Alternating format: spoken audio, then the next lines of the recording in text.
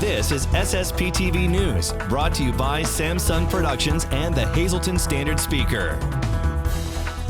The show went on for a theater in West Hazleton after the 1918 pandemic. Now the current owners are confident they'll make it through the COVID-19 pandemic in 2020. That story and more next. Welcome everyone, happy new week. I hope yours is off to a great start. I'm Ken Carrot and let's get things started on SSP TV News. The pandemic has taken a toll on many businesses, including theaters, with some larger theaters closing temporarily. Thanks to a recent change in COVID-19 restrictions by Governor Tom Wolf, the Cinema and Draft House in West Hazleton can now offer private venue rentals for up to 80 people. Our Lisa Sugart sat down with the owners to find out how they have been coping with COVID.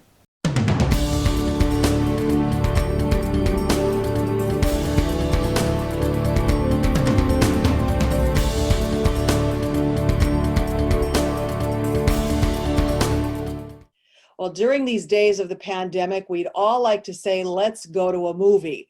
And we know that we're upset that we can't, but what if you are the owners of the movie theater?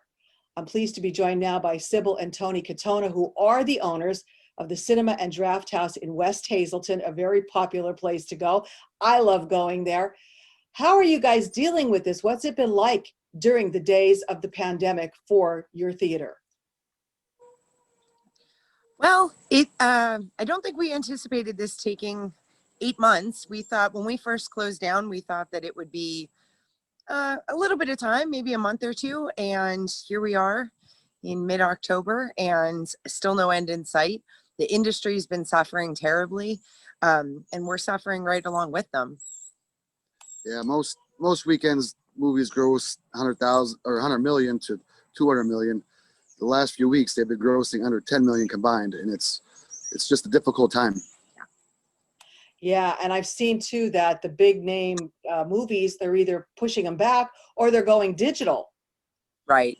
That's a big problem too, is that the digital window is getting smaller and smaller. I understand where the movies are coming from, where the theater or studios are coming from, but it leaves us very little space, even if we could open, even if the governor's restrictions weren't as tight as they are for single screen theaters. There's not enough product right now for us to run repeated weeks with what's out, what Hollywood's putting out right now. Can you be considered a restaurant because you do serve food there when we go? Would that be possible? So that's a little bit of a gray area. There's just so few of the types of establishments we have that there's no specific regulation on that.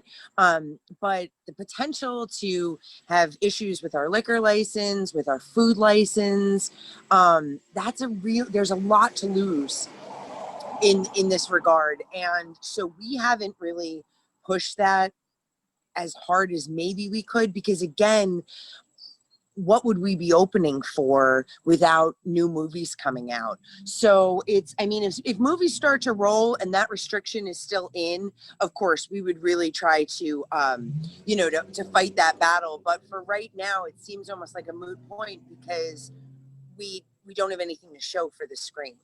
Yes, unfortunately, over the years, we've tried to make our business about the food and not the movie, but it never works out that way. I'm sure you've enjoyed some of our meals, and we're on par with most restaurants in our area, if not better. But the movies are what brings people in initially, and then the food after. So, and maybe the drinks. In conjunction with that, we always do a November gift certificate special. This year we're starting it bright and early. Right now it's going on our website, cinemaanddrafthouse.com. It's 20% off for 2020. So you just have to write the code 2020 in, and that's on all gift certificates. They'll be honored as soon as we get back open. So if you're looking to support small business this year, that would be ideal. And regardless of how long this takes, we're going to still have this wonderful theater to come back. You guys are still going to reopen. Listen, if we made it through the 1918 flu, I'm pretty sure that we'll make it through COVID. And we've been open since 1916. We are not going anywhere. Financially, we're fine to pay our bills right now because we sort of saved, and we're looking at spending money elsewhere that we've reallocated. But Yeah, we've always had ups and downs in our business, and unfortunately, this is a pretty big down. But we're looking forward to bring it way back up. Yes. Well, as soon as your doors are open, I'm sure everybody that's watching this is ready to come and support you as well. We can't wait to see them. We hope that is soon. I wish you nothing but the best, and I hope that the restrictions change very soon so that we can go and see a movie again and have some wonderful food and drinks with you again. Thank you so much, see you Lisa. also. Thank yes, thank you. Thank you. Today's news feature is brought to you by Robert Stevens Face and Body, the place to go for all your skincare and boutique needs. Stop by or call 570-788-7546. Also go to their Facebook page for weekly updates. Thank you, Lisa. Tomorrow our news feature is with the superintendent of the Tamaqua Area School District. Now it's time for the weather. Time now for weather on SSPTV News. Rain to start this work week and maybe some rain to end it. Here's our forecast from the National Weather Service. Tonight, a 60% chance of showers, mainly after midnight. New precipitation amounts between 1/10 and 1/4 of an inch possible. It will be cloudy with a low of 50 degrees. Tuesday, a 40% chance of showers, mainly before 11 a.m. Partly sunny with a high of 61. Tuesday night is mostly clear with a low of 41 degrees. Wednesday is sunny with a high of 64. Wednesday night, mostly clear with a low of 46 degrees. Thursday is sunny with a high of 67. Thursday night, a chance of showers after 2 a.m., mostly cloudy with a low of 46. The chance of precipitation is 30%. Friday, we have a 50% chance of showers, partly sunny with highs in the mid-50s. And Friday night, we have a 30% chance of showers before 2 a.m., mostly cloudy with a low of 35 degrees. On Friday, Joe Madden hosted the Try Not to Suck in the Valley golf tournament at the Valley Country Club in Sugarloaf. The money raised at the event helps benefit the Respect 90 Foundation and the Hazelton Integration Project. We'll have more on the event in sports, including an interview with Madden, and on SSPTV's YouTube channel and Facebook page. Check out this week's high school football Cole-Scale rankings. It was a big week for North Schuylkill, who moved to 5-0 with a win over Marion and Hazelton area. The Cougars beat rival Berwick for the first time since 2009 and won their third straight game. More details on all our local teams in this week's Cole-Scale rankings online. Coming up, Janine Lasan has an interview that will help all of us soak up the great outdoors while we still can here in NEPA, and we have our latest SSPTV Spotlight featuring one of our shows when we come right back.